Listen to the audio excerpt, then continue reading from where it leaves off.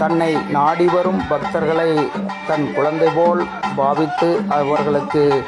அருள்வாக்கின் மூலியமாக அருளை வாரி வழங்கி அவர்களுடைய வாழ்க்கையில் அவர்கள் எதிர்பார்க்கக்கூடிய காரியங்களை நடத்தி கொடுக்கக்கூடிய இங்கு குடிகொண்டு அருள்பாலிக்கக்கூடிய ராஜமுனீஸ்வரன் ஒவ்வொரு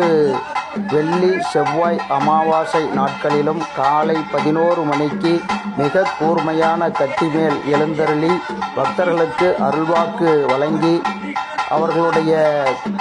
எண்ணிய காரியங்களை நடத்தி கொடுத்து வருகின்றார். இங்கே பல மாநிலங்கள், பல மாவட்டங்கள், பல ஊர்களில் இருந்தும் பக்தர்கள் திரளாக வந்து முனீஸ்வரனிடம் அருளை பெற்று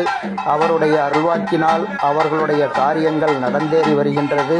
அதேபோல நம்மளுடைய கோவிலிலே மிகவும் பிரசித்தியான ஒரு விஷயம் நடக்கிறது என்றால், இங்கே குழந்தை பாக்கியத்திற்காக